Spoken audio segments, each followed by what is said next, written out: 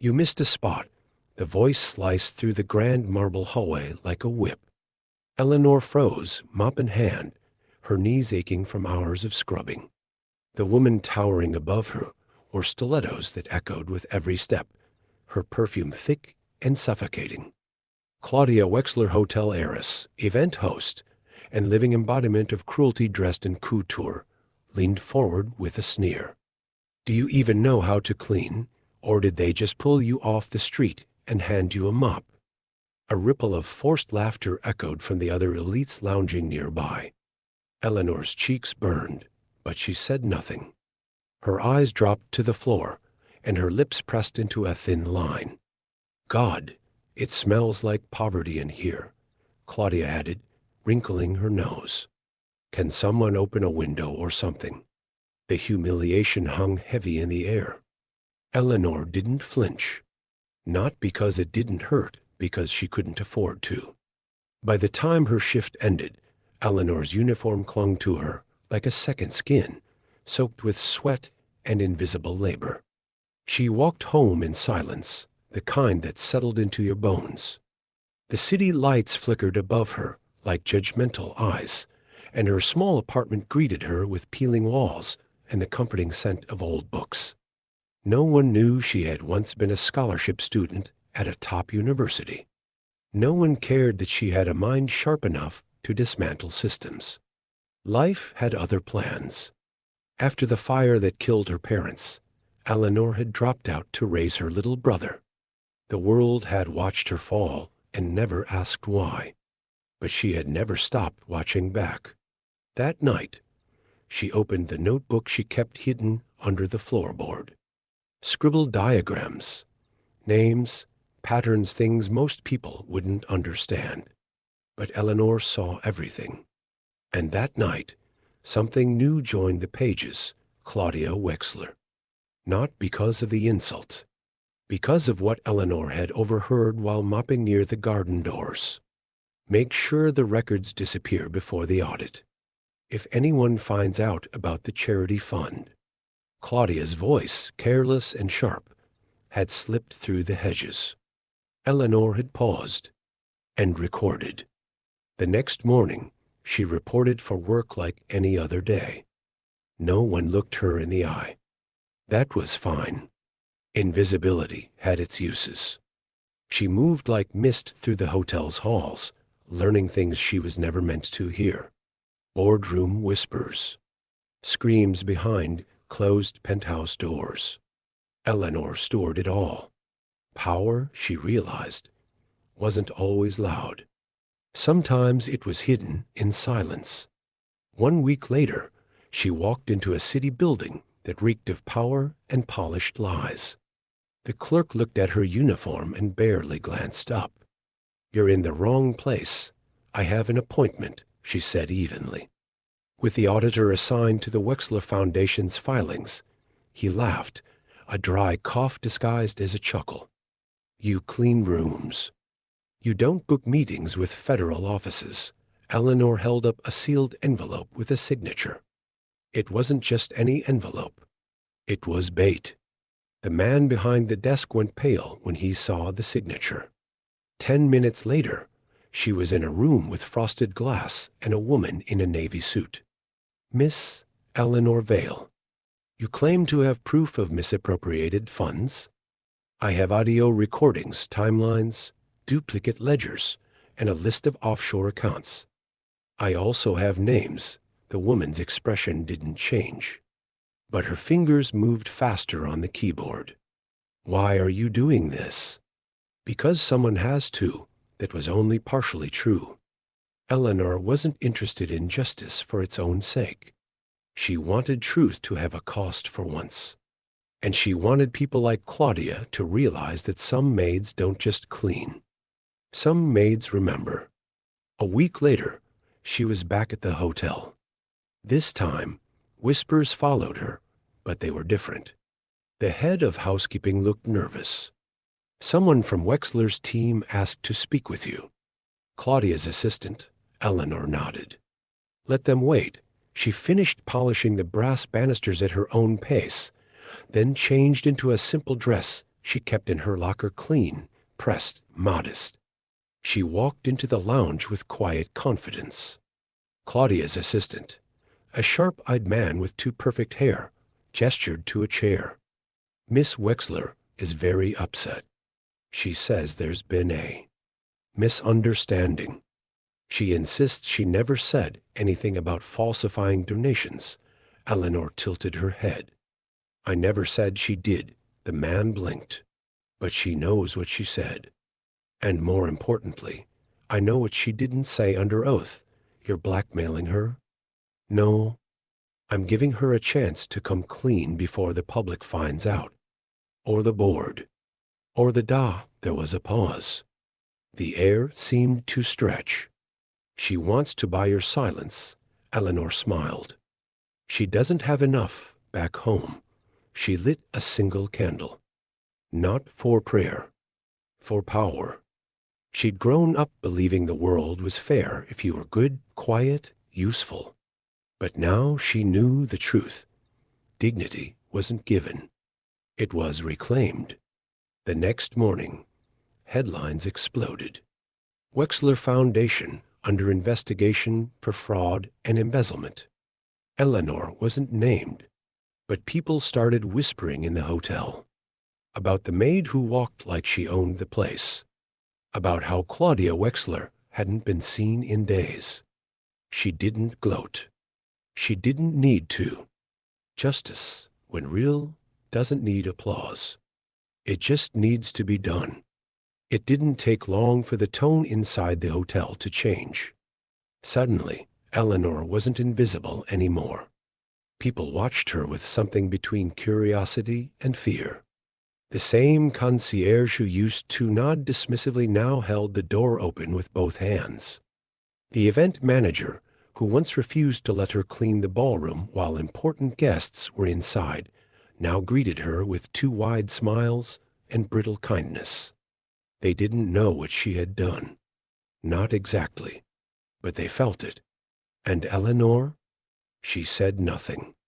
Silence had become her sharpest tool. One afternoon, while she was folding linens in the laundry room, a voice startled her. Eleanor Vale? She turned. A tall man in a slate-gray suit stood in the doorway. Not hotel staff. Not press. I'm from the Wexler Board of Trustees. They're requesting a private meeting. She wiped her hands slowly on her apron. I thought Claudia Wexler was the board. He gave a stiff smile. She was. Now she's under internal review. Eleanor didn't blink. And they want to meet with me. Why? They've heard rumors. They believe you may possess information. They'd like to understand the scope of your involvement. She considered him. His voice was smooth, but his eyes twitched with discomfort. Power, she thought, always panics when it can't control the narrative. The meeting room was sleek and cold. Eleanor sat across from 5 people who looked like they hadn't worked a day with their hands in decades. The woman in the center, silver hair perfectly styled, leaned forward. We are deeply disturbed by recent developments. If you're in possession of sensitive materials, we encourage you to share them with us directly. Eleanor looked at the long mahogany table, polished to perfection, like their masks. And if I don't, then you may find yourself entangled in something larger than you can handle. Ah, there it was. The same voice that had dismissed her as a nuisance.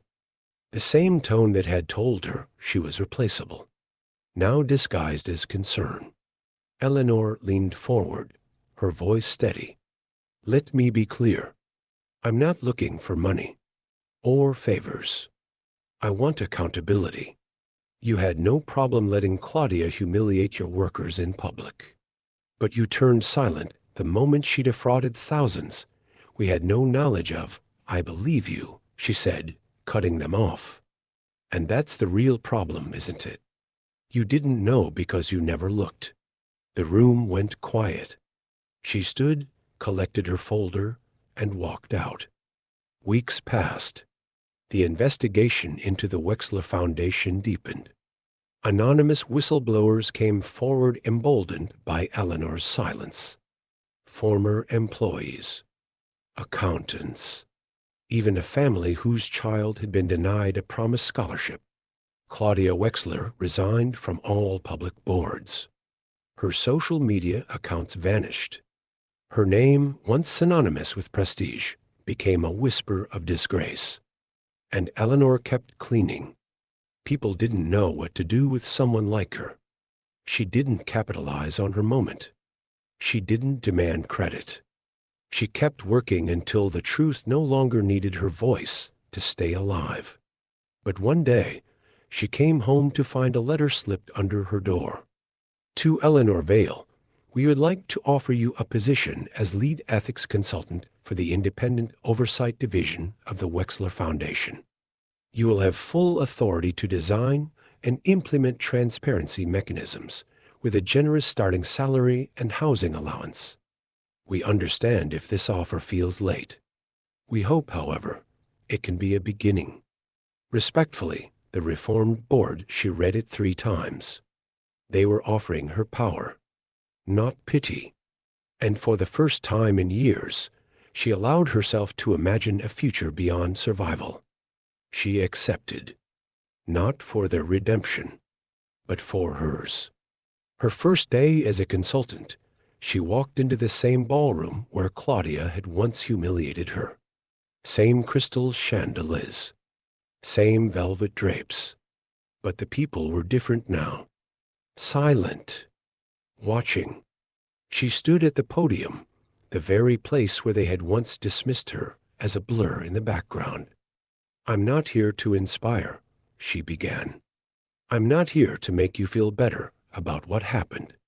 I'm here because systems don't correct themselves. People do, she paused. And I'm tired of watching people like me being treated as ghosts. The silence was heavy. Some looked ashamed. Some looked threatened. Good. Change should be uncomfortable. That night, Eleanor walked the long way home. The city was quieter than usual.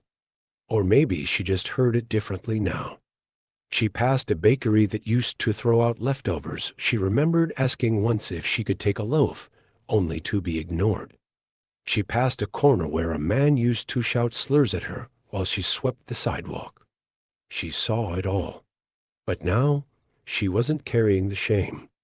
She was carrying memory. And with that came something new, weightless dignity. At home, her brother was waiting. Taller now, 15 and full of that sharp-eyed curiosity she once had. You looked powerful, he said, after watching her TV appearance. She smiled and tucked his hair behind his ear. Power isn't loud. It just shows up and stays. He nodded. Are they scared of you now? They should be, they laughed. But underneath it, she knew he meant something else. Are they seeing you now? And the answer was, yes. Finally. This one wasn't typed. It was handwritten. The paper smelled faintly of rose and Chanel. Eleanor, I don't expect forgiveness. I want to explain. Not excuse, explain. If you'll allow it, I'd like to meet. Claudia Eleanor stared at the signature. Once, that name had made her stomach twist with shame. Now, it stirred something colder. Not hate, clarity. She didn't respond immediately. She wasn't sure Claudia deserved an audience. But something in the letter, the lack of performance, the trembling ink made her curious. They met in a quiet corner of a public botanical garden, far from luxury, far from marble and chandeliers. Eleanor arrived early and sat on a bench beneath a low-hanging tree. Birds chirped without concern for past sins. Claudia arrived 10 minutes late. No driver, no heels, no entourage, just sunglasses and trembling hands. Eleanor didn't rise. Claudia sat carefully, like she wasn't sure if she belonged. Thank you for coming, she said quietly. Eleanor said nothing. I've lost everything, Claudia continued, eyes fixed on the ground. My name, my roles, the board, my family, no one speaks to me. And I'm not saying this to get pity. I want you to know I see it now. Eleanor tilted her head. See what? How I looked at you. How I spoke to people like you. I wasn't cruel because I was strong. I was cruel because I was empty. Eleanor stared ahead. You used your emptiness like a weapon. I know. A pause. I don't expect you to care, Claudia added, voice cracking. But I'm sorry. Not for being caught. For not seeing you. For never asking your name. Eleanor finally looked at her. I wasn't waiting for your apology. But you needed to give it. Not for me. For you.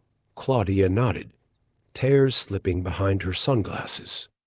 I hope you find something real, Eleanor said, rising from the bench. And then, just like that, she walked away, leaving Claudia alone with the noise of her own emptiness. 2 months later, Eleanor stood in a boardroom surrounded by people who once didn't believe someone like her should even be allowed in the building. Now she led the meeting. As of this quarter, she said, flipping the file open, our scholarship program has been restructured. 52% of funding will now go directly to underserved applicants. No more trickle-down promises. No more PR masks. A man cleared his throat at the end of the table. Isn't that a bit drastic? Eleanor smiled without warmth. What's drastic, she replied, is pretending broken systems heal themselves. Her tone was final. The room shifted. She didn't ask for approval.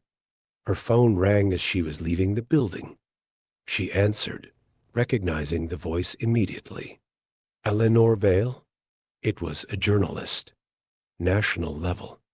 We've been following your story. You've become somewhat of a symbol, an unexpected voice for accountability. Would you consider an interview? Eleanor paused at the curb.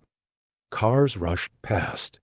People moved quickly, heads down, eyes full of somewhere else. No, she said, calm but certain. I don't understand.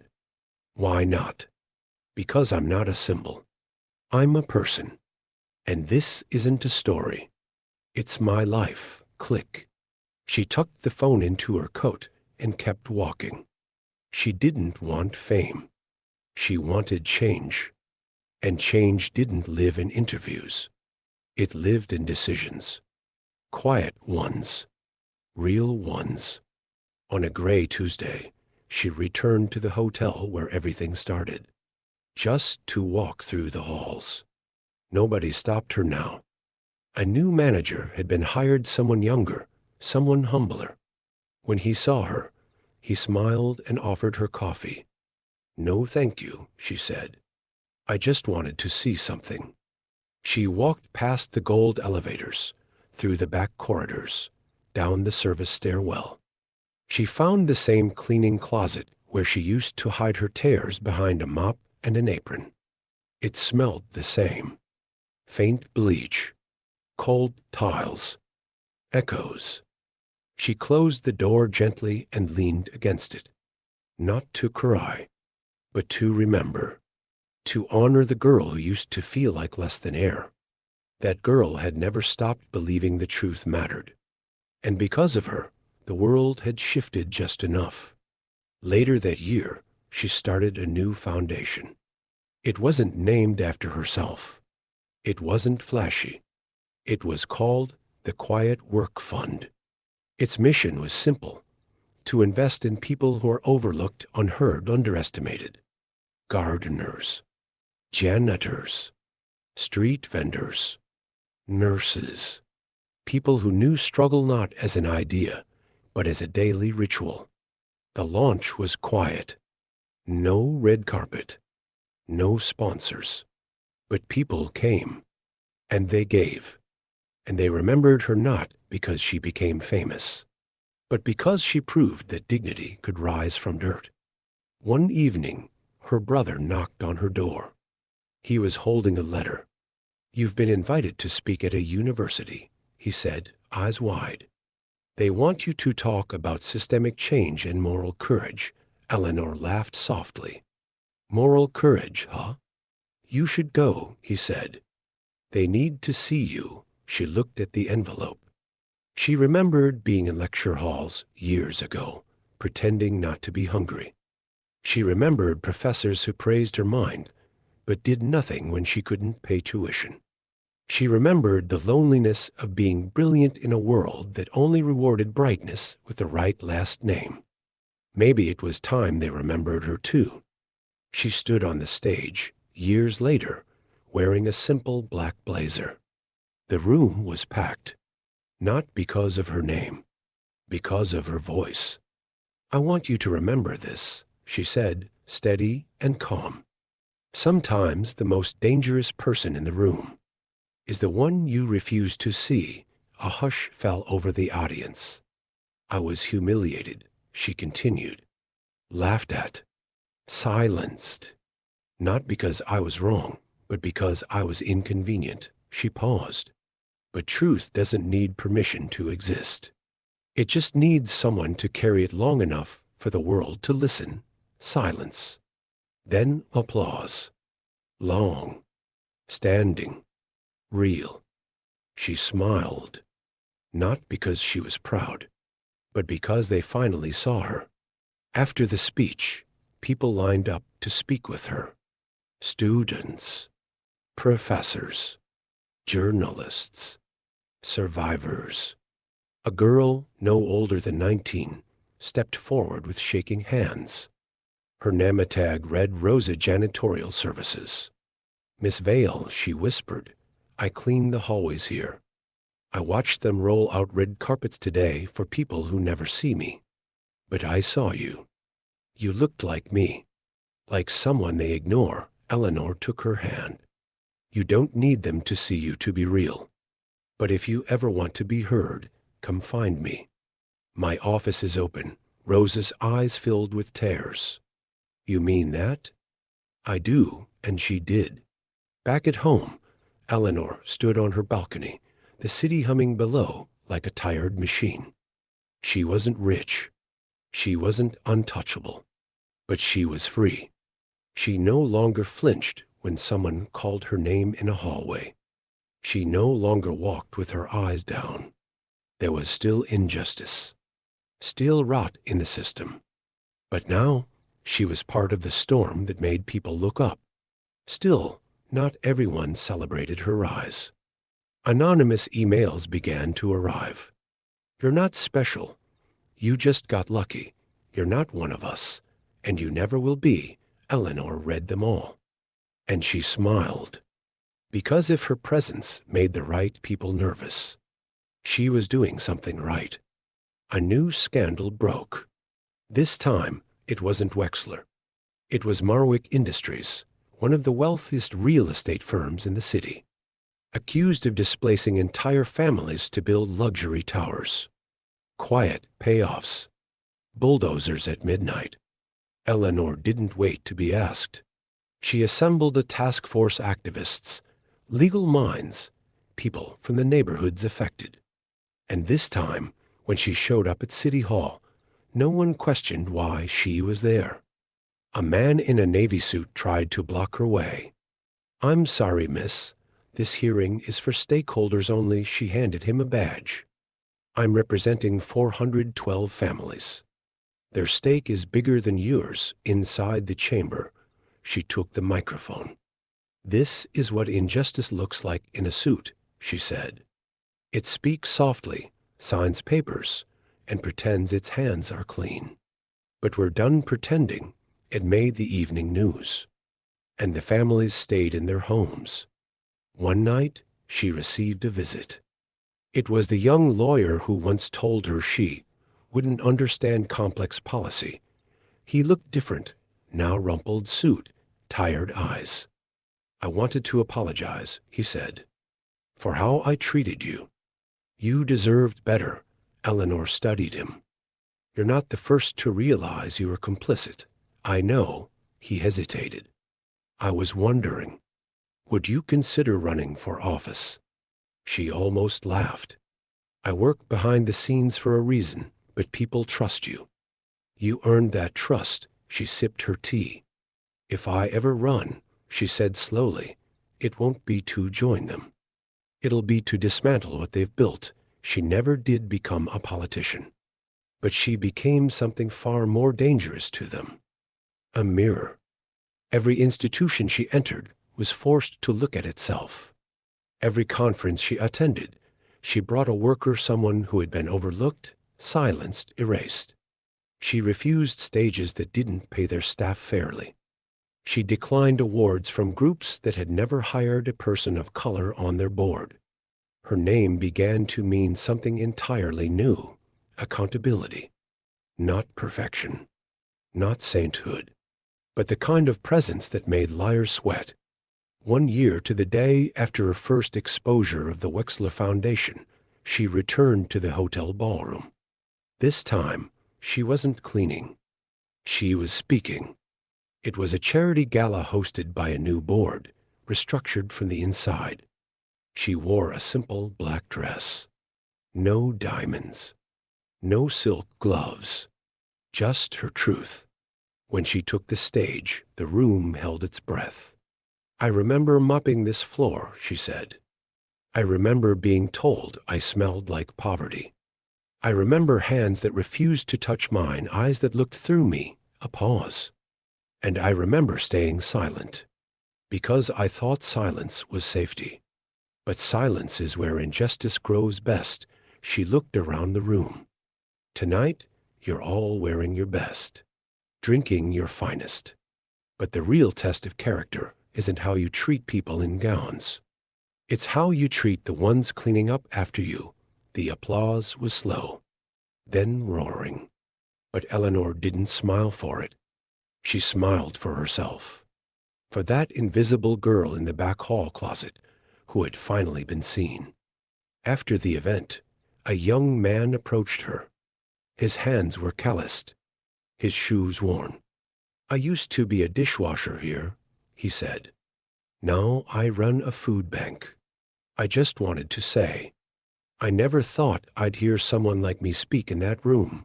Eleanor nodded. "Keep showing up, even when they don't want you there." He shook her hand.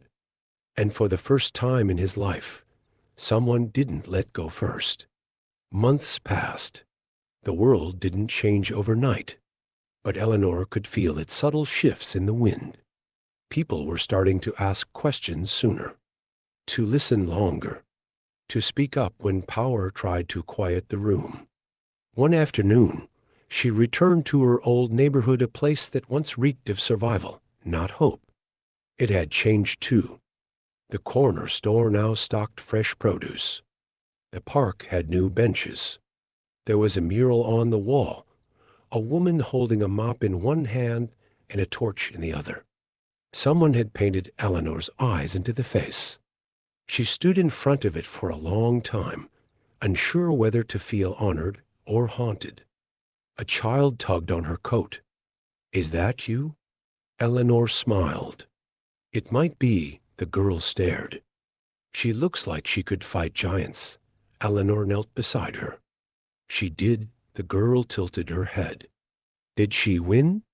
"No," Eleanor said softly. "She survived." And that was enough to make the giants fall. That night, she visited her parents' grave. It had been years. She placed 2 sunflowers on the headstone, her mother's favorite. "I thought I'd have to become someone else to make a difference," she whispered. "But I didn't. I just had to become the person you raised me to be."